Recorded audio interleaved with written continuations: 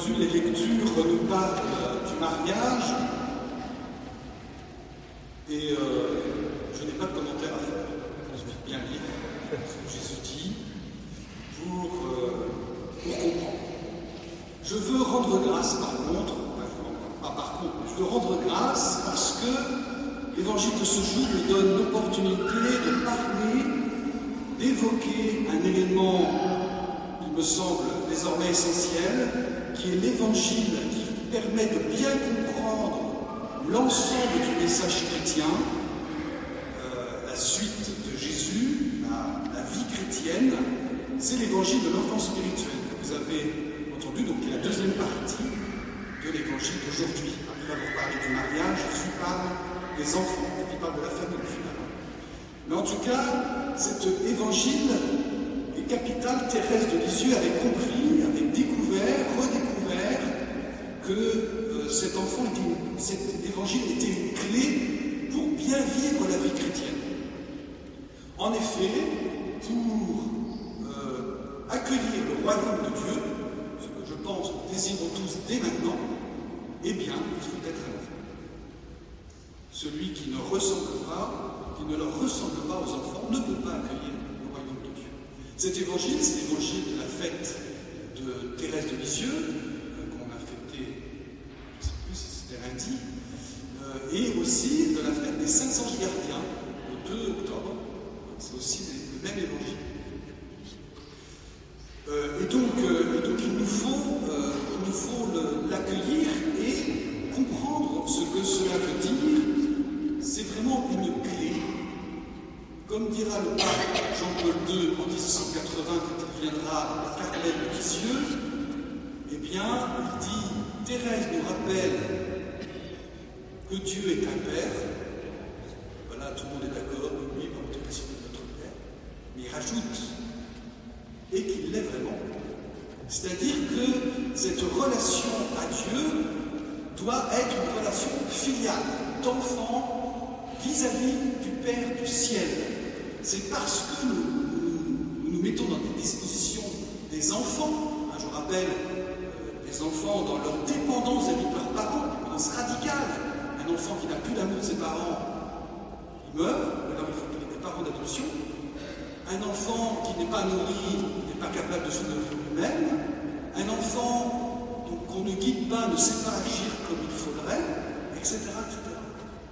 Cette attitude-là doit être la nôtre en tant que chrétien, parce que Dieu est un Père, il est vraiment, Dieu est bon et que nous le savons, et nous voulons désormais que le Seigneur guide nos vies. Et c'est dans cette attitude qu'il nous faut accueillir les sacrements de l'Église, la liturgie de l'Église.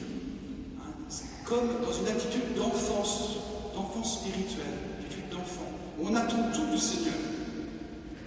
Le sacrement des malades, pour qu'il porte plus de fruits, parce qu'il porte toujours du fruit.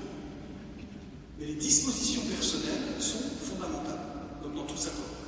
En fonction des dispositions, on permet au sacrement de prendre de la place, de donner des grâces supplémentaires, ou bien au contraire, d'être réduit au minimum, et puis finalement on ne voit pas grand-chose changer dans nos vies.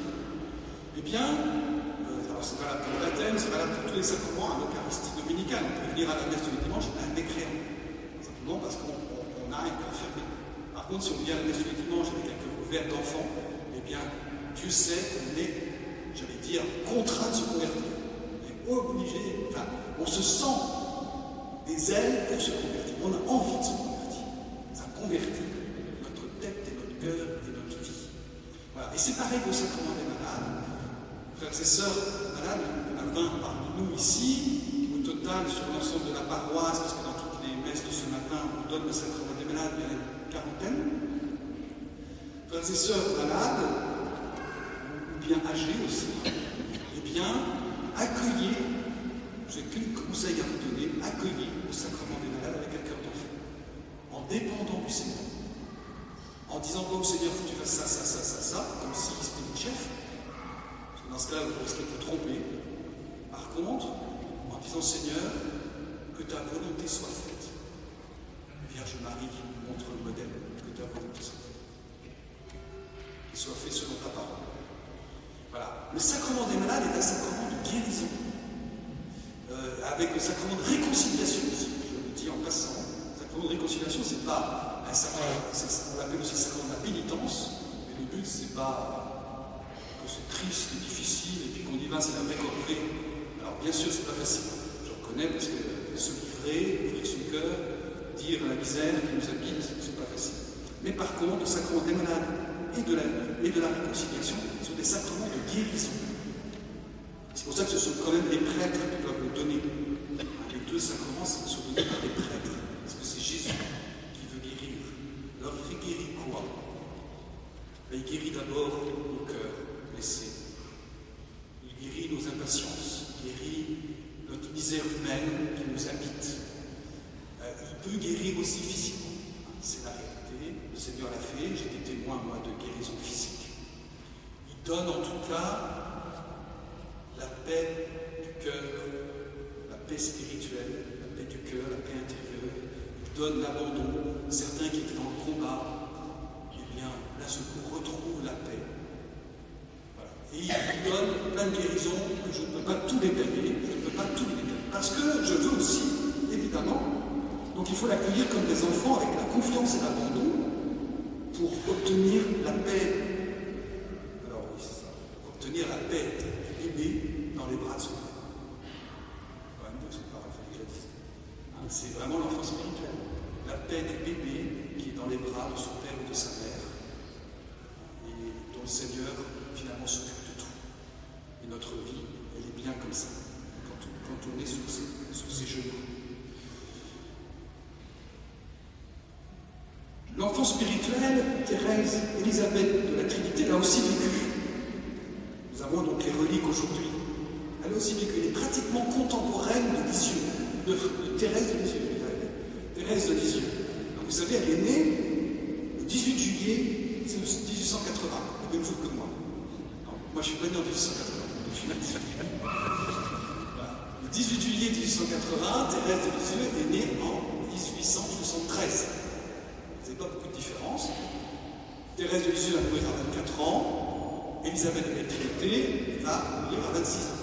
Toutes les deux de maladies précoces, et comme j'aime à le dire, toutes les deux, excusez-moi, mais elles ont réussi leur vie. Elles ont réussi leur vie.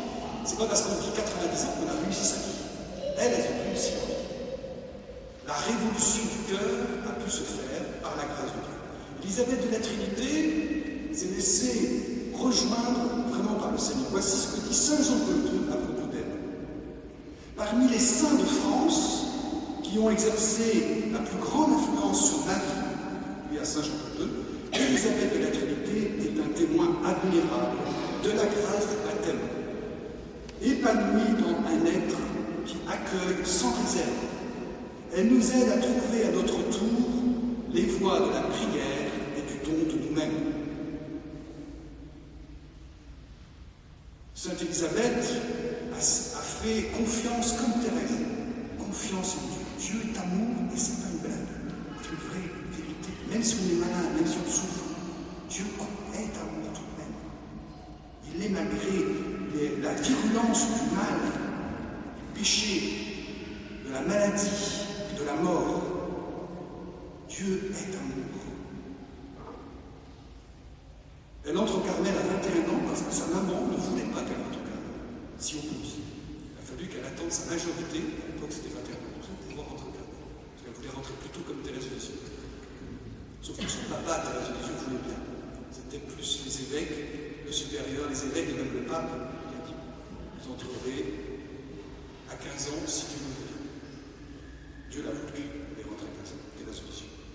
Voilà. Voilà ce qu'écrit Élisabeth de la Trinité en 1915, en 1904.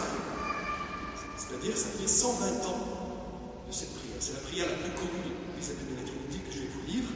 Elle a 120 ans cette année. Nous sommes dans l'année de la prière, lue par le pape François. Ô mon Dieu, Trinité que j'adore, aidez-moi à m'oublier entièrement pour m'établir en vous. Immobile et paisible, comme si déjà mon âme était en éternité. Que rien ne puisse troubler ma paix, ni me faire sortir de vous, ô mon immuable, mais que chaque minute m'emporte plus loin dans la profondeur de votre mystère. Pacifiez mon âme, faites-en votre ciel, votre demeure aimée et le lieu de votre repos. C'est ce que je nous souhaite à tous, ce que je nous souhaite surtout aux frères et sœurs qui vont recevoir maintenant le sacrement des malades. Et voilà ce qu'elle dit, alors qu'elle, au moment de mourir. Trinité, la Trinité, voilà notre demeure, notre chez nous, la maison paternelle d'où nous ne devons jamais sortir. Alors pour pouvoir dire toutes ces paroles, eh bien je vous le redis, il faut être et rester des enfants.